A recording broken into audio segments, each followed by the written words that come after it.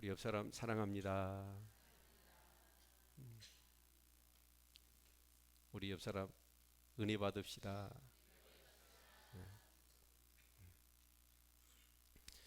여러분 오늘 또 주시는 말씀을 여러분 목사의 말로 받지 말고 하나님의 음성으로 들을 수 있기를 축원합니다.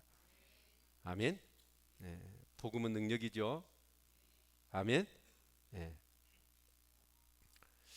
여기 빌레몬서는 대부분 사도 바울의 서신은 교회에게 주어지는 서신서였죠. 그래서 골로새서, 에베소서, 갈라디아서, 고린도전후서 한 지역에 있는 그 교회에게 보낸 서신서 편지였단 말이에요. 근데 이 빌레몬서는 유일하게 여러분 빌레몬이라고 하는 지역이 있나요? 빌레몬은 지역 이름이 아니라 사람 이름입니다. 그렇죠? 그러니까 대부분 이 교회 공동체 안에 서신을 띄웠는데 이 빌레몬서는 아니요. 딱 한 사람 개인에게 서신서를 띄운 거예요. 그렇죠?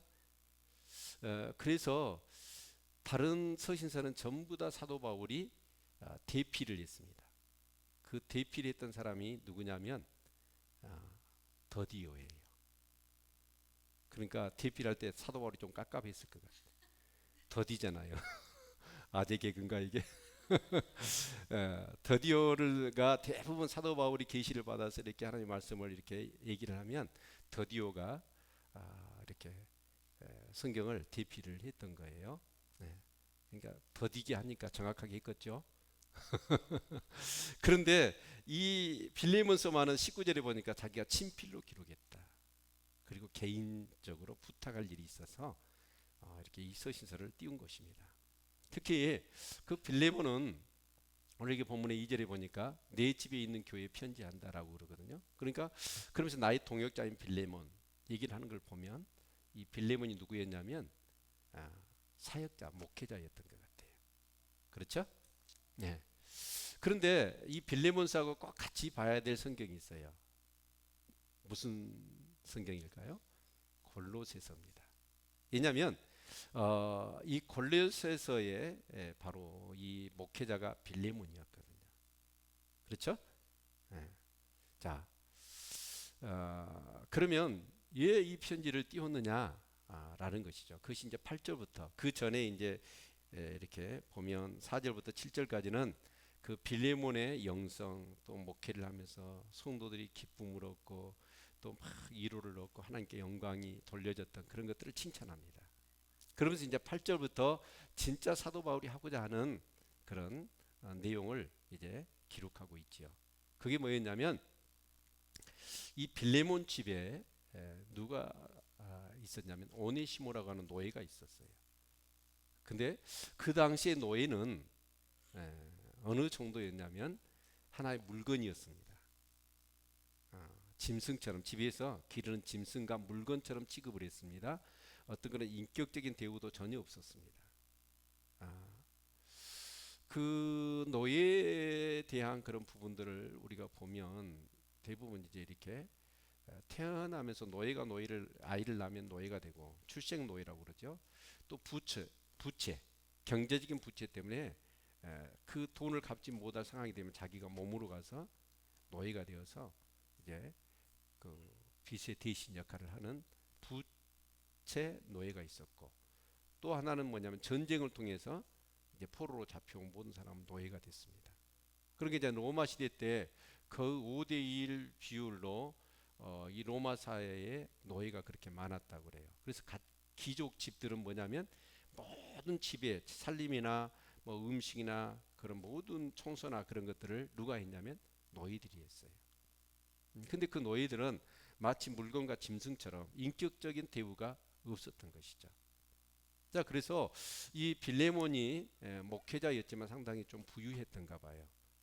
그래서 자기 집도 내줘서 이제 교회도 이렇게 세우고 그랬는데 이 오네시모가 이제 빌레몬의 집에 노예로 살면서 그러잖아요. 노예가 천상 노예여야 되잖아요. 그 노예도 생각 있는 사람들이고 이성 있는 사람이 되는데 자기를 물건과 짐승처럼 대하는 이제 그런 상황 가운데 자기의 어떤 운명을 아마 이렇게 비관하고 정말 이렇게 살아야 되느냐 하는 생각을 가진 나머지 큰 잘못을 범합니다. 그게 뭐였냐면 바로 빌레몬의 집에서 아마 계획적이었을 것 같아요. 큰 돈을 뚱쳐가지고 토낀 거예요. 그런데 여러분 그냥 뭐 노잣돈이나 그 정도는 안 했을 거예요. 왜냐하면 노예가 세상에 나가서 여러분 살아야 되는데 그래도 한미천 될 만한 돈을 계획적으로 빼내 가지고 아마 이렇게 도망을 갔을 거예요. 그리고 도망을 가도 어디로 갔냐면 지금 이제 그 골로새라고 하면 터키에 지금 이제 그 어디냐면 시리아하고 인접되는 동부 지역입니다. 그러면 이제 그 지중해 바로 옆에가 이제 에게이잖아요. 에게이 건너면 아덴 지역, 그리스 지역이 있고 그걸 뛰어넘으면 또 그 이탈리아 반도가 나오잖아요. 그러니까 로마까지 갔으니까 상당히 멀리 토낀 거예요. 그렇죠? 도망을 갔다 그 말이에요. 예, 도망을 갔는데 도둑놈들이 원래 그러잖아요. 도둑질 해가지고 그것 가지고 살림미천 해가지고 사업을 잘하고 해가지고 정말 삶을 건강하게 살았을 그런 도둑놈들이 있나요? 대부분 도둑질한 돈은 그렇게 유용하게 사용되지 못합니다. 그래서 이 오네시모가 도둑질한 돈이니까 땀 흘려서 버려야 될 텐데 여러분 그렇게 해가지고 간 돈을 가지고 아마 이렇게 흥청망청 썼을 것 같아. 그래서 이제 다 그 훔쳐간 돈이 떨어지니까 또 살아야 되잖아요. 그래서 하는 방법이 뭐냐면 남의 돈을 또 훔치는 거였던 것 같아. 그러나 그게 어째요? 얼마 못 가서 잡힌 것 같습니다. 그래서 오네시모가 감옥에 이제 들어가게 된 거예요. 근데 그때 마침 감옥에 누가 있었냐면 사도 바울이 있었어. 이 사도 바울은 복음을 전한 것 때문에 갇히게 됐잖아요. 아니 뭐 복음 전한 게 아니라 원래 그 예루살렘에서 이렇게 유대인들이 사도 바울을 죽이려고 하니까 나 로마 시민권 있는 사람이야. 그리고 나는 가이사한테 재판 받을래. 그래가지고 사도 바울 로마로 압송됐지요. 그렇죠? 네. 그렇게 해서 이제 감옥에 있는데 오네시모가 들어온 거예요. 그러니까 이제 사도 바울은 그 감옥에서 뭘 했어요? 엄청나게 전도를 해요. 사도 바울은 하여튼 사람 만나면 뭐예요? 예수 복음 전해요. 그래서 예수 복음을 오네시모에게 전한 거예요. 오네시모한테 주 예수를 믿으십시오. 그러면 너와 내 뭐 죄와 모든 것들이 사함을 받고 구원을 얻습니다. 근데 이제 오네시모가 참 하나님의 은혜지요. 사도 바울이 전하는 이 복음의 메시지를 듣고 자기 죄가 생각나서 자기 죄를 다 고백하면서 회개한 거예요. 그러니까 우리가 예수 그리스도를 진짜 이렇게 영접할 때는 뭐죠? 반드시 선조건이 있어요. 자기 죄를 회개해야 돼. 자기가 죄인이라는 사실들이 뜨겁게 인식이 돼야 돼. 그래서 이 오네시모가 사도 바울이 복음을 전하니까 그 예수 그리스도를 통하여 그 죄의 가책, 그 죄로 인한 그런 모든 것들이 마음에 느꼈던지 이제 예수 그리스도를 영접한 거예요. 그럼 자기 죄를 다 사도 바울 앞에 고백하는 거예요. 내가 원래 저기 골로새 지역에 빌레몬이라고 하는 사람의 집에서 노예였습니다. 근데 내 인생의 기구에서 이렇게는 살 수 없다 싶어가지고 주인의 큰 돈을 가지고 도망을 나왔습니다. 그리고 이 객지 로마에서 살려고 하는데 정말 그 돈이 다 떨어지다 보니까 어쩔 수 없이 또 도둑질을 했습니다. 그리고 잡혀서 이렇게 들어왔습니다. 그럼 자기 죄를 전부 다 고백하는 거예요. 그러면서 진심으로 회개하고 그때부터 오네시모의 삶이 완전히 바뀐 겁니다. 그러면서 이제 사도 바울이 그 감옥 생활을 하면서 오네시모에게 같이 이제 동역자로 복음을 전하고 같이 막 이제 이렇게 사역을 하는 가운데 보니까 오네시모가 다른 사람과는 다르게 아주 열정이 있어. 그래서 오늘 본문에 보니까 갇힌 자 중에 낳은 아들이라고 얘기합니다. 정말 그러면서 자기를 뭐라고 얘기하냐면 신복이라고 얘기하잖아요. 12절에. 그렇죠? 이 신복이 뭐예요? 이 원어 성경을 살펴봤더니 그 신복이란 말이 스플랑크나 그런 뜻이더라고요. 그게 뭐냐면 심장이란 뜻이에요. 그러니까 우리 지금 우리나라에 그렇잖아요. 문고리 3인방은 뭐라고요? 생살. 그리고 순신량은 오장육부. 그래서 생살은 도려내면 피가 나. 피가 나요. 그러나 오장육부를 끄집어내면 죽잖아요. 그걸 뭐 박한천 경장인가 얘기를 했죠. 처음 들어보세요? 하기사 여러분은 오직 성경과 말씀에 깊이 묵상하니까 그런데 뉴스를 보니까 그 얘기 나오더라고. 근데 여러분 신장 5장 6부 그 얘기가 바로 오늘 나의 신복이라 그 얘기더라고. 그러니까 지금 뭐 박 대통령 입장에서는 심장이 꺼내지면 생사를 도려면 피만 나지만 심장 꺼내면 죽잖아요. 그 정도로 사도 바울에게 이 오네시모는 중요한 사람이었어요. 자, 그런데 사도 바울이 그러면 어쩌습니까? 그렇게 이 오네시모 자기 신복 심장과 같은 사람이었어요.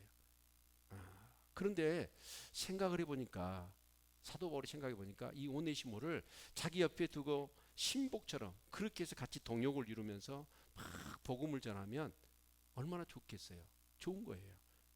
그러나 사도 바울이 기도해 보니까 어떤 마음이 드냐면 자기 온 주인하고 문제가 해결이 안 됐잖아요. 노예였을 뿐만 아니라 그 법외로 노예인데 그리고 그 주인의 그런 재산을 훔쳐가지고 왔어. 그랬을 경우 이 빌레몬은 어쩌죠?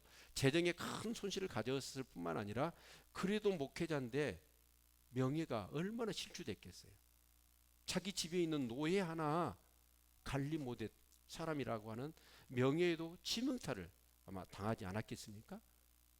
그런데 아무리 해결을 했다고 하고 여기서 정말 사도 바울의 동역자, 심장과 같은 동역자로서 이 역할을 감당하지만 그 빌레몬에게 보내서 그 문제를 고백하게 하고 빌레몬의 용서를 얻게 하고 싶은 거예요. 그래서 이 빌레몬서를 기록해서 오네시모 손에 들려보냅니다. 들려보내서 뭐라고 얘기를 하냐면 이 오네시모가 내가 같이 나중에 복으로 난 자다. 그러면서 나의 심장과 같은 사람인데 이제 이 오네시모를 보내니까 예수 그리스도를 영접하고 이렇게 사람이 변화되었다. 그래서 이제는 이 오네시모를 머슴 노예로 여기지 말고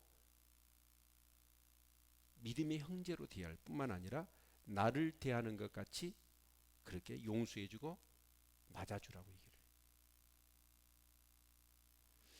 해요. 이것은 아마 결코 쉬운 일은 아닐 겁니다. 왜요? 그 당시에 우리는 지금 오늘 민주국가 사회에서 살니까 그렇지만 그 당시에 노예라는 것은 그 사회적인 간섭이 어느 정도냐 물건이고 짐승이었다니까. 근데 그런 노예가 여러분 자기 큰 재산을 가지고 갖고 자기 자신의 어떤 그런 명예를 크게 실추시키는 그런 사람이에요. 근데 그런 사람이 사도 바울이 얘기해서 변화됐다고는 하지만 그 사람을 어떻게 해요? 노예인데 믿음의 형제로 받아들이고 심지어는 사도 바울을 대하는 것 같이 그렇게 대하라고 하니까 여러분 같으면 이게 쉽겠어요? 어렵겠어요? 아니 남 얘기라고 생각하지 말 생각 이렇게 좀 거기 들어가서 한번 생각을 해보시죠. 쉬워요, 어려워요? 이게 어려운 정도가 아니죠. 거의 불가능한 얘기입니다, 사실은. 근데 사도 바울이 그 빌레몬이 사도 바울의 얘기를 듣고 진짜 여러분 그 오네시모를 믿음의 형제요 사도 바울 같이 여겨요. 그래서 뭐 저 노예라고 생각하지 않고 자유를 줘버려요. 그래서 결국은 주 70년부터 107년까지 이, 이 오네시모가 에베소 교회의 감독이 됩니다. 그래서 안디옥 감독이었던 이그나티우스가 서신을 띄워요. 에베소 교회에. 그러면서 이 감독이 됐던 이 오네시모, 그 오네시모의 아주 훌륭한 점 세 번의 편지를 띄워서 칭찬을 합니다. 그것이 기록으로 남아 있어요. 그러니까 여러분 이 빌레몬이라고 하는 사람이 근데 그 당시에 노예가 도망을 가서 잡혔다 그러면 어떻게 하냐면 이건 재판할 필요도 없는 거예요. 그냥 십자가에 못 박혀 죽이는 겁니다. 그런데 주인의 재산을 훔쳐가지고 도망을 갔다가 다시 온 거잖아요. 그러면 이 오네시모는 어떻게 해요? 완전히 죽어요.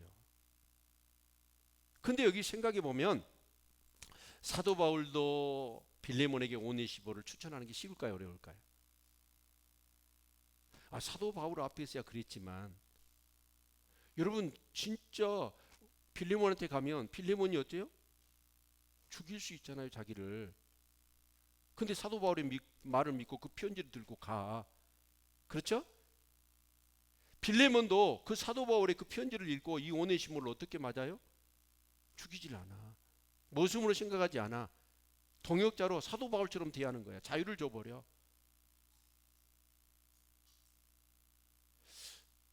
근데 이게 어떻게 가능할까요?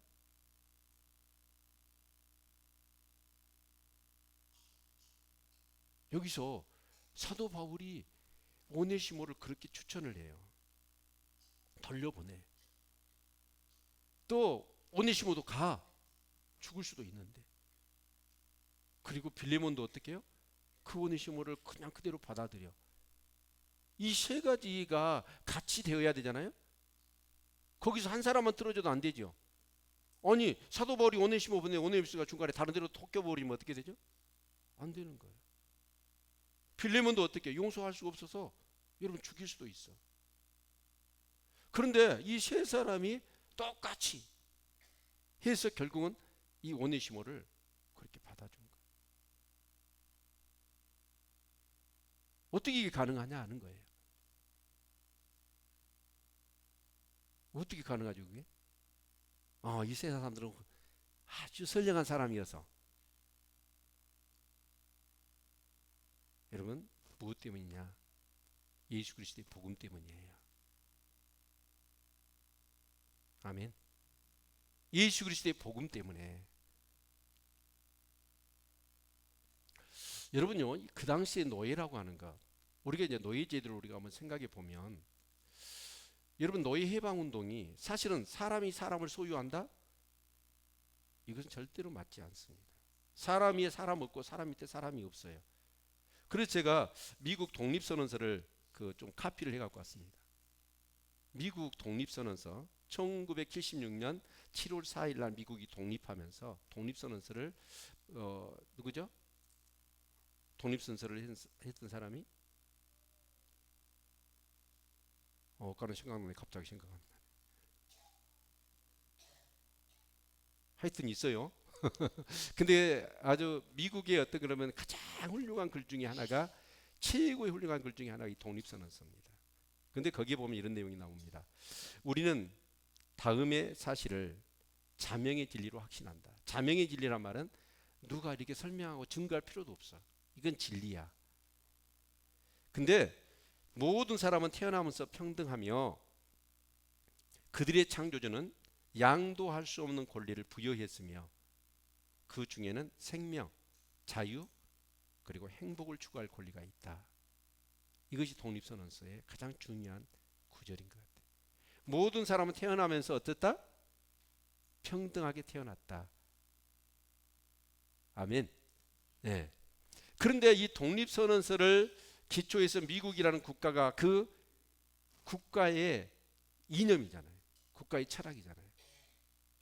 그래서 모든 사람은 어째 평등해. 그리고 모든 사람은 토마스 제퍼슨 인자 생각납니다. 토마스 제퍼슨이 독립선언서를 쓴 거예요. 자, 그런데 자유와 행복을 추구할 권리, 생명과 모두가 평등하고. 근데 그 독립선언서를 근거해서 미국이 세워졌지만 그게 1976년도예요. 근데 노예 해방 운동이 언제 일어나? 1860년도에 61년도에 일어납니다. 노예 해방 운동이. 그러니까 독립선언서로 미국이 세워졌음에도 불구하고 많은 그 당시에 독립선언서를 썼던 사람들도 뭐라고 했냐면 집에서 노예가 있었어요. 모든 사람 평등하다고 해놓고 집에 다 노예가, 흑인 노예들이 다 있었다니까. 그래서 사람들이 어떻게 해요? 막 그걸 지적한 거예요. 그러면서 인식이 점점 어쩌냐? 노예를 해방시켜야 된다는 인식이 확산됩니다. 그런데 결국 그 노예 해방의 문제가 일어났던 게 뭐냐면, 이제 노예 해방의 운동의 인식이 이렇게 점점 미국 사회에 확산되어지는데, 특히 이제 미국이라는 사회가 남쪽과 북쪽, 남쪽은 뭐냐면 농장 위주예요. 그때 이제 면화, 그래서 이렇게 뭐죠? 목화를 통해 가지고 면을 만드는, 그러다 보니까 엄청난 노동력이 필요합니다. 그래서 남부는 대부분 뭐죠? 노예가 없으면 농장을 할 수가 없어. 근데 북부는 뭐냐? 이렇게 산업화가 되었어. 근데 그 산업화된 고급 기술은 그냥 노예들한테 안 가르치잖아요. 그러니까 모든 그런 그 평민들이 다 그 산업에 종사하게 되어지는 것이죠. 이제 그러다 보니까 북부에는 노예가 별로 필요가 없는 거예요. 그래서 이제 노예 해방에 대한 인식이 점점 무르익자 가만 보니까 나라가 두 쪽이 나눌 것 같아. 그래서 링컨 대통령도 사실은 노예를 해방하기 위해서 그 운동을 전개한 게 아니고 나라가 두 쪽 날까. 노예 해방의 인식은 이미 있었고, 근데 이게 남부라고 북부로 이렇게 나눠질 것 같아. 그래서 이제 결국 링컨이 이렇게 노예 해방을 이제 남북 전쟁을 하게 되는 것이죠. 그런데 여러분 그 사회라고 하는 그 간섭, 이 노예제도 이것을 정말 해방시키기 위해서 여러분 남북 전쟁이 일어납니다. 결국은 그래서 그 남북 전쟁을 통해서 희생된 군인과 국민들의 숫자가 100만 명입니다. 별로 놀래도 안 해. 몇 명이라고요? 100만 명이라는 무고한 생명이 그 노예를 해방하기 위해서 희생을 당한 거야. 엄청난 대가를 지불한 거죠. 사회적으로. 자, 그런데 우리가 한번 생각해 보면 오늘 이 사도 바울은 여러분 완전히 그 당시보다 고대니까 노예 해방 운동이 일어난 게 영국에서 시작됐어요. 근데 영국은 한 1700년도, 그리고 미국은 1800년도예요. 얼마 되지 않아. 그런데 여러분 지금 이 빌레몬서는 뭐죠? 1세기잖아, 1세기. 1세기 때 그 상황이니까 그때는 노예 제도가 완전히 짐승과 물건이었다니까, 노예가. 그런 상태에서 이 빌레몬이 사도 바울의 얘기를 듣고 그 오네시모를, 그것도 다른 노예도 아니고 자기 재산을 그냥 한쪽을 축을 내 가지고 도망갔던 그 노예를, 아니 믿음의 사랑하는 형제로 대우해주고 사도 바울처럼 대접하라는 거예요. 자유를 줄 뿐만 아니라 그냥 너 노예에서 그냥 그래 너 노예 아니야, 너 자유인이야, 그 정도가 아니고 자기처럼 평등하게 대해주라는 거예요. 근데 여러분 이 빌레몬이 그렇게 하는 거예요. 노예 해방을 하기 위해서 100만 명이 희생되어지는 대가를 지불해서 전쟁을 했는데, 그래서 버릇이 됐어요. 그 이후로도요 잘 안 돼요. 그게 법으로 선포했어도. 근데 여기 보면 이 빌레몬은 사도 바울도 당연히 그럴 줄 알고 빌레몬한테 편지를 쓰고 빌레몬도 그걸 그대로 받아들이는 거야. 근데 그게 뭐 때문에 가능하냐? 뭐 때문이라고요? 복음 때문에, 예수 그리스도 때문에.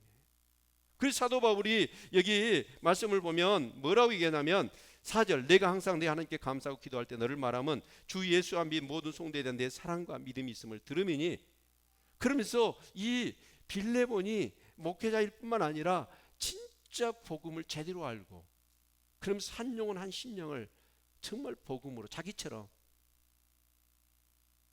그렇게 가치 있고 소중하게 여기는, 한 영혼을 온천하보다 귀하게 여길 수 있는 그런 사람이란 사실을 알았기 때문에, 복음을 체험했고 그 복음의 능력을 알기 때문에 이 빌레몬에게 이 소식을 띄운 거예요.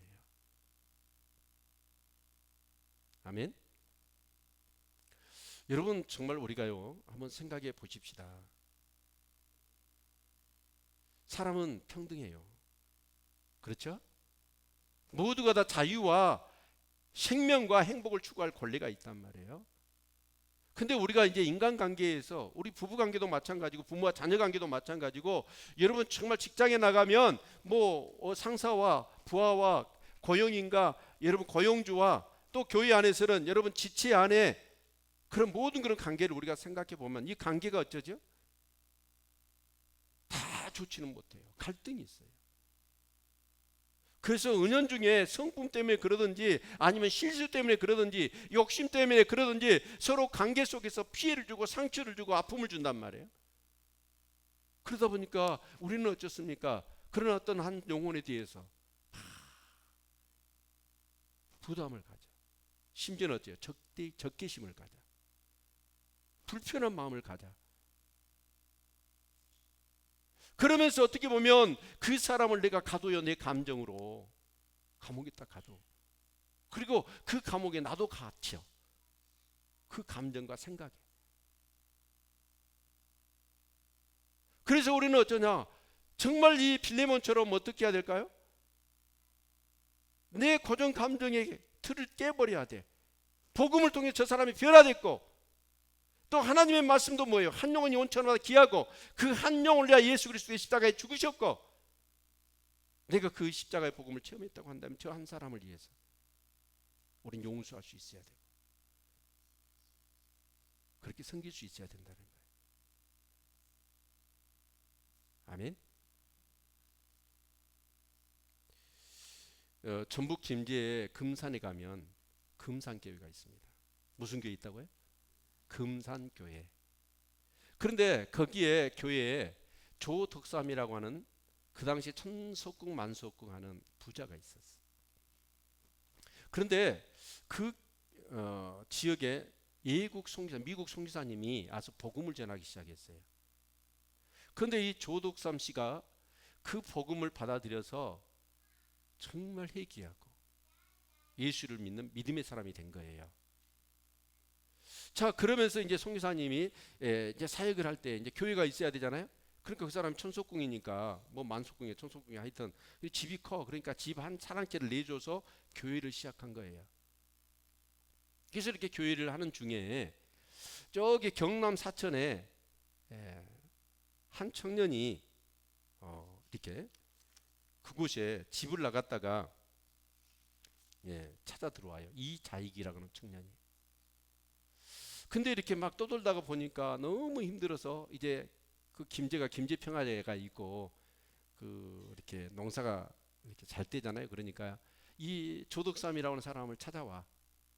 가장 부자니까 찾아와서 뭐라고 얘기냐면 나 먹여만 주십시오. 그럼 당신 집에 내가 머슴하겠습니다. 그렇게 얘기를 한 거예요. 그러니까 옛날에는 그랬죠. 굶는 일들이 많고 먹고 사는 것들이 너무 힘들었어. 그러니까 어떻게 임금을 안 주고 그냥 먹여만 줘도 가서 머슴으로 일하는 그런 시대였단 말이에요. 그런데 이렇게 머슴으로 이제 일을 하게 됐어.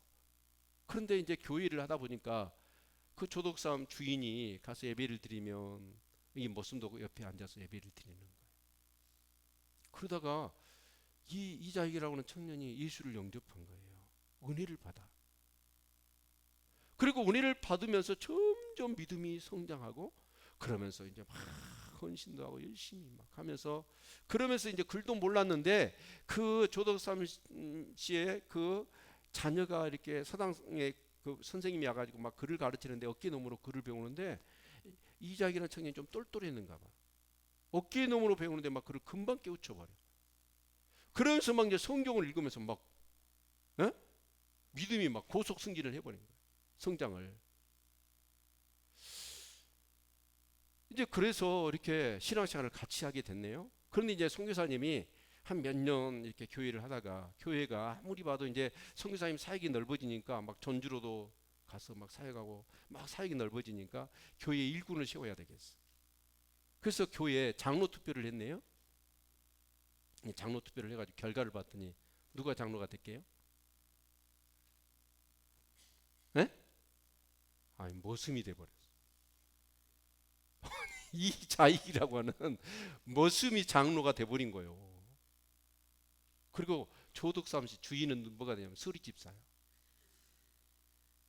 그러니까 이제 교인들이 깜짝 놀랐어. 뭐냐면 머슴이 장로가 돼버린 것이 우선 놀랬고 두 번째는 아니 머슴이 장로가 됐는데 그 주인이었던 조덕삼씨가 집사님이 이것을 어떻게 받아들이고 행동할 것인가가 교인들이 궁금한 거예요. 그런데요 놀랍게도 이 조덕삼 집사가 교인들 앞에 서가지고 인사를 합니다. 우리 교회 역사상 처음으로 장로가 되신 분인데 우리가 정말 잘 섬깁시다. 그렇게 얘기를 한 거예요. 그러면서 집에 가면 머슴인데 교회에 오면 장로가 돼가지고 아니 이 주인인 조덕삼 씨가 집사가 장로님 하면서 막 섬기는 거예요. 교회가 얼마나 은혜가 넘치겠어. 그러겠죠? 그런데 이제 이 선교사님이 막 사역을 하다 보니까 이제 주일날도 자리를 비게 되고, 그래서 설교를 누가 해야 돼? 근데 설교를 집사가 해야 돼, 장로가 해야 돼? 아니 머슴 장로한테 설교를 맡긴 거예요. 그러니까 머슴은 강단에서 설교를 하고 있고, 아니 주인은 와서 설교를 듣는 거예요. 은혜가 될까 안 될까? 돼요 안 돼요? 아니 이 조덕삼 집사가 머슴, 자기 집에 머슴이 설교를 하는데 은혜를 몽땅 받는 거예요. 그런데 이제 송교사님이 무슨 얘기를 하냐면 이 교회에 목회자를 세워야 되겠대요. 그래서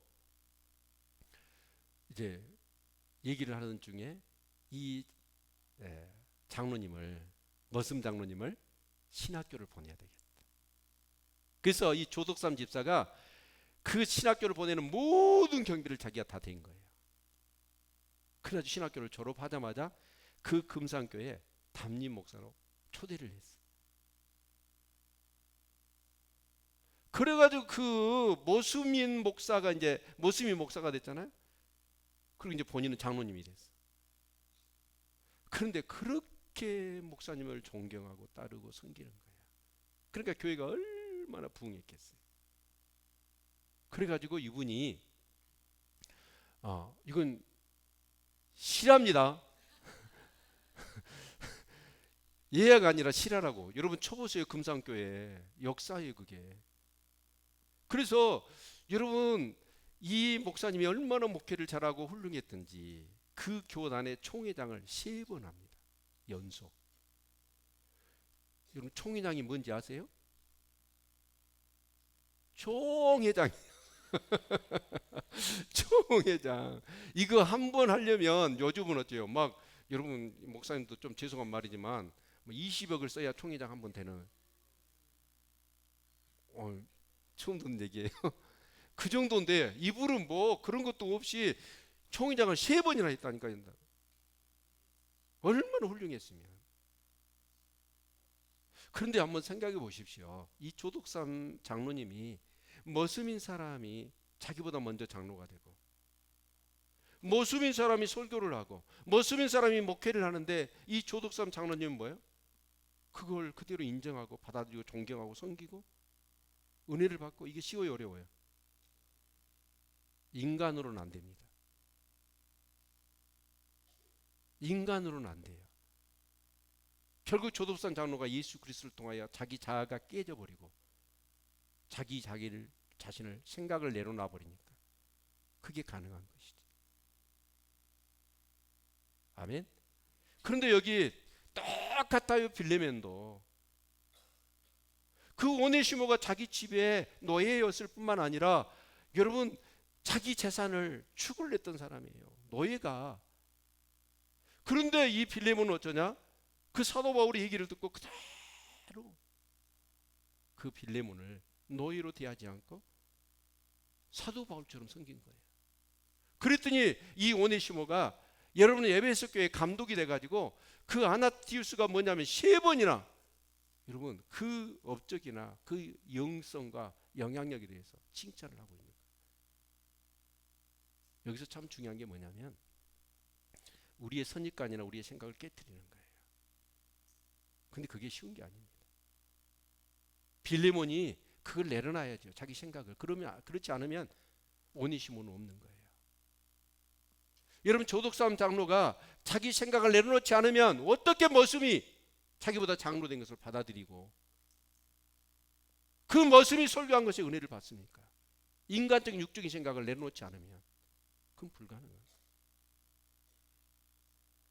여러분 사자성어에 줄탁동시라는 말이 있습니다. 부를 줄, 쪼을 탁, 동, 같을 동, 시간시. 줄탁동시란 말이 있는데 이 말은 뭔 말이냐면 여러분 암탉이 계란을 알을 품잖아요. 이제 알을 품으면 몇 달 만에 부화하지? 30일? 20일인가요? 예? 네. 하여튼 그렇게 부화를 해. 그러면 이제 그 병아리가 부화가 되잖아요. 그럴 때 여러분 이 암탉은요 예민하게 촉각을 곤두세워요. 그 부화된 병아리가 이제 이 부리가 만들어졌어. 근데 그 병아리가 그 부드러운 그 부리를 가지고 안에서 그 껍질을 때리는 거예요. 그러니까 암탉이 그냥 품고만 있는 게 아니야. 길을 쫑긋하면서 이놈들이 부화할 때가 됐는데 하면서 그 부드러운 인자 생성된 부리를 갖고 그 계란을 안에서 치는 소리를 듣는 거예요. 그러면 그것을 듣고 어미닭이 밖에서 계란을 딱 쪼아요. 이게 되어졌을 때 그 병아리는 뭐예요? 껍질을 깨고 밖으로 나온다는 얘기. 이게 줄탁동시라는 말입니다. 여러분, 이것은 흔히 사제지간을 얘기할 때 제자가 아직 그 한계에 어리석잖아요. 무지하잖아요. 그랬을 때 그 스승이 뭐 한다? 밖에서 탁 하나를 쪼아주는 거예요. 그러면 어떤 생각의 틀, 한계의 틀을 딱 깨고 나오는 거예요. 결국 여러분, 이 빌레몬도 그렇고 이 조동삼 장로란도 분도 마찬가지예요. 자기 생각을 어떻게 해요? 깨트리는 거예요. 여러분 호도씨 보실까요? 그 호도씨가 얼마나 겉이 딱딱합니까? 우리가 막 망치로 깨야 포롯이 깨질까 말까 하는 그 호도씨인데, 그 호도씨가 그 껍질이 깨지지 않으면 그 호도는 생명을 통해서 나무가 되지 못해. 계란도 마찬가지예요. 어떤 알도 마찬가지예요. 여러분 아무리 부화돼도 그 껍질을 깨트리지 못하면 그 새들은 어째요? 밖으로 나와서 저 높은 창공을 나르는 그 멋진 삶을 살지 못해. 생각을 깨트리는 거예요. 우리의 어떤 육신의 생각, 우리의 어떤 그런 간섭, 우리의 어떤 그런 감정, 선입관, 이것 때문에 우리는 얼마나 하나님의 그 말씀을 우리는 정말 그것이 깨져야 될 텐데 안 깨지니까 하나님의 말씀이 내 삶 가운데 못 들어와. 그래서 우리는 어째요? 정말 나무처럼 그 생명이 발화하고 잎을 내고 꽃을 피우고 열매를 맺어서 정말 멋진 나무가 되어야 될 텐데 우리는 그 안에서 계란이요, 시간 돼서 부화 안 되면 어떻게 되죠? 골아져 버려요. 씨도 마찬가지입니다. 근데 우리가 신앙생활을 한다고 하면서 이 복음의 능력 잘 알고 있습니다. 근데 그것을 여러분 이 빌레몬처럼 조덕삼 장로처럼 그것을 내 삶 가운데 적용해서 내 생각을 깨트려 버려야 하나님이 원하시는 멋진 삶을 우리가 살아갈 수 있을 텐데, 다른 사람을 세우고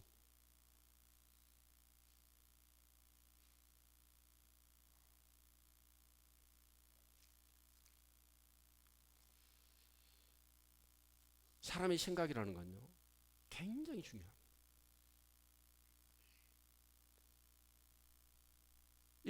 이 전철을 이렇게 타고 가는데 모든 소불이 전철 분위기 한번 생각해 보십시오.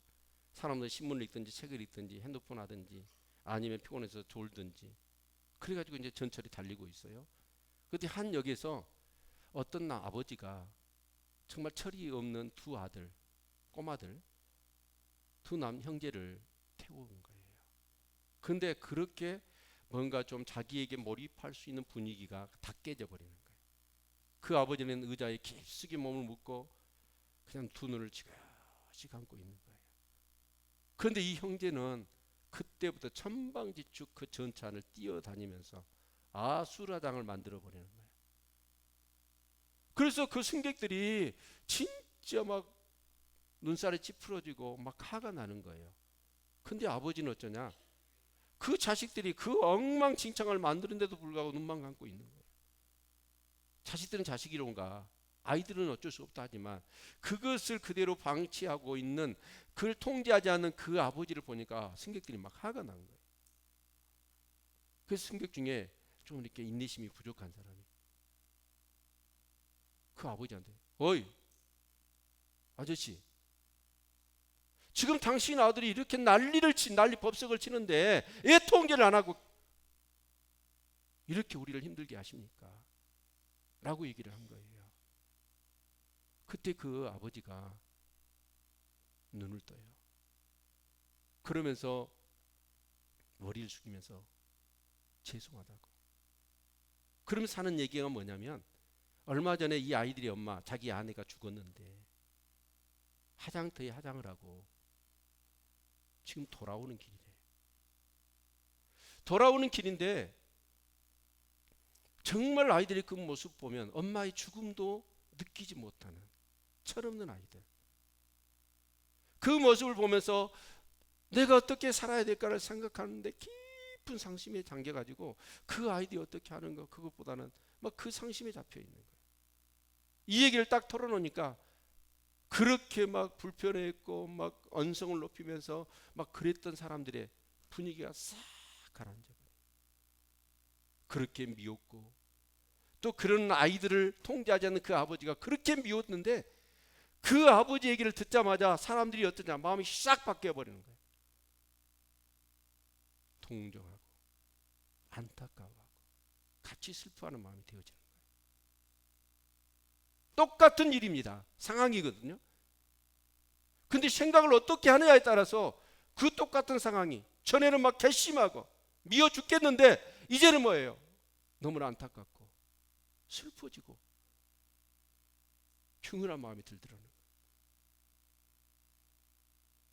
여러분 정말 우리가 우리의 삶의 어떤 영역 속에서 주어지는 관계들이 있습니다. 부부관계도 있을 거고 여러분 교회와 지체 간에 여러분 정말 리더와 어떻게 보면 따르는 어떤 팔로워 관계도 있을 거고 직장에서도 마찬가지일 것입니다. 그럼 우리가 삶을 살아가다 보면 이 갈등이 안 일어날 수가 없어. 근데 우리는 어때요? 독립선언서를 생각해 보세요. 모든 사람 평등해. 그리고 그 사람은 생명과 자유와 행복을 추구한 권리가 있는 거예요. 우리는 이해해야 돼요. 아멘. 우리는 우리의 감정 속에 그 사람을 가둬버려요. 그리고 그 감정에 내가 갇혀버려요. 그러다 보니까 나도 크지 못하고 그 사람도 키우지를 못해. 그래서 우리의 비극이 계속 되어지는 거예요. 여러분 복음이 뭐예요? 세상에 그 당시에 노예라고 하는 이 간섭의 제도는요, 미국 같은 게 그것을 철폐하기 위해서 노예를 해방하기 위해서 100만의 사람이 희생을 당하고 얻는 거였단 말이에요. 근데 우리 예수 그리스도는 이 사도 바울도 그렇고 빌레몬도 그렇고 온시모도 그렇고 이 십자가의 복음이 무언지를 알아. 그래서 그 사람을 어떻게 생각해? 저 한 사람도 천하의 귀한 인간이고 한 영혼이고 충만함의 축복을 받아야 될 사람이에요.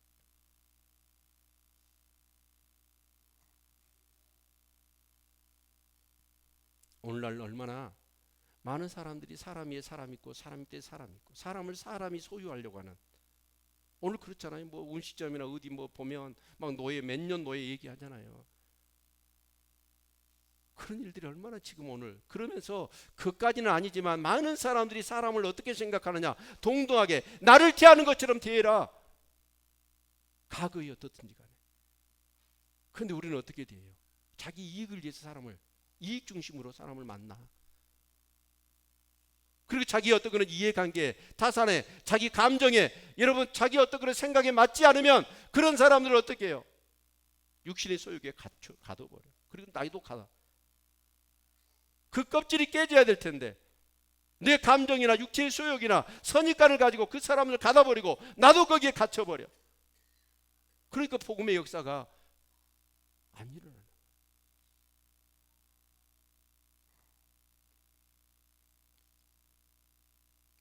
사는 성도 여러분, 우리가 하나님의 지식을 아는 것, 말씀을 아는 것 좋습니다.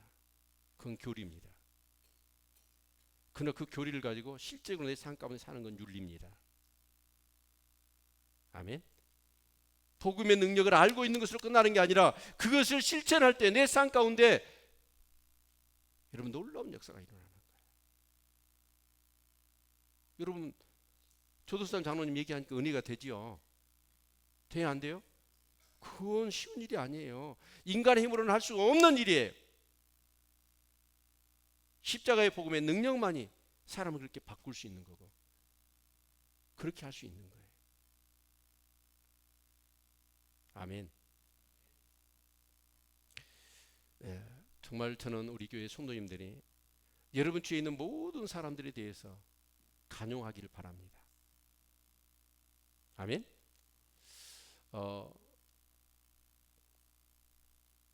그 아버지가 또 한 예화를 좀 드려보지요. 이렇게 그 비슷한 얘기일 수는 있는데 집에서 이렇게 탁 책을 읽고 있어요. 그런데 두 아들 형제가 또 이놈들이 난장판을 치네. 근데 이제 그 이렇게 책을 읽으면서 탁자에다가 좀 케이크하고 이렇게 커피하고 해가 차를 가지고 이렇게 딱 해놨는데 이놈들이 장난을 치다가 탁자를 다 엎어버린 거야. 그러면서 막 서로 이제 치고받고 막 그러는 거예요. 그러자 아버지가 한참 있다가 두 형제를 너희들 앉아라. 그럼 사는 얘기가 무슨 얘기를 해주냐면 비행기가 이렇게 이륙할 때 그 얘기를 해줘요. 이 비행기가 이제 막 해서 이렇게 이륙을 할 때 힘을 갖고 이륙을 하잖아요. 그런데 그 중간에는 뭐죠? 이제 막 구름 먹구름이 있잖아요. 비행기 타보셨죠? 그런데 그 먹구름을 팍 뚫고 이제 비상 올라갑니다. 근데 그 구름 위를 탁 올라가면 파란 하늘. 그 밑에 그냥 구름이 뭐예요? 하얀 솜털구름 같은 구름이 쫙 깔려 있죠. 그러면서 하는 얘기가 뭐냐면 서로 용서하는가. 그 얘기를 해줘요. 그러면서 용서하기까지는 뭐예요? 먹구름을 뚫고 올라가는 거예요. 그러나 그게 진짜 용서가 되어지면 그 멋진 세상이 열린다는 거예요. 아멘. 여러분 많은 학자들이 그 얘기를 합니다. 사람들에 대해서 부담감. 저 사람 좀 안 만났으면 좋겠다. 말 섞이기 싫다. 그런 사람, 적대감을 가지고 있는 사람은 여러분 절대로 몸 건강이 안 좋답니다. 9988 하시길 원하시죠? 그렇다면 적대감이 있는 사람을 내 안에 두면 안 돼요. 그러나 그것보다도 무서운 게 있대요. 사람을 용서하지 못하는 감정을 가지고 살면 이건 더 나쁜 거래요. 예? 사람을 용서하지 못한 내 마음 가운데 딱 내 육체의 어떤 그런 감정을 가지고 그렇게 그건 정말 영적으로도 안 좋고 육체적으로 안 좋은 일이에요.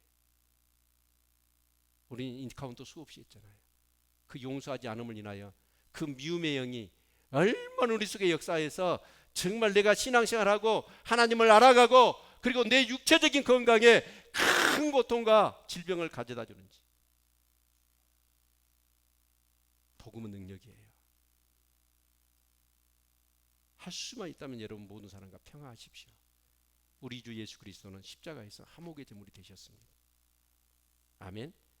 진짜 예수 그리스도의 복음은 나는 그렇게 그 원수 같은 사람과 화목할 수 없어요. 나는 아니에요. 내 힘이 아니에요. 복음이에요. 복음의 능력이에요. 여러분 그렇게 삶을 산다면 여러분 주위에 있는 모든 사람은 정말 축복의 사람들 될 겁니다. 그리고 그런 사람을 축복의 사람으로 세우기까지 여러분은 정말 영향 있는 사람이 되어질 것입니다. 이런 역사가 있기를 바랍니다. 우리 옆 사람한테 인사. 나 때문에 당신은 큰 복 받을 겁니다.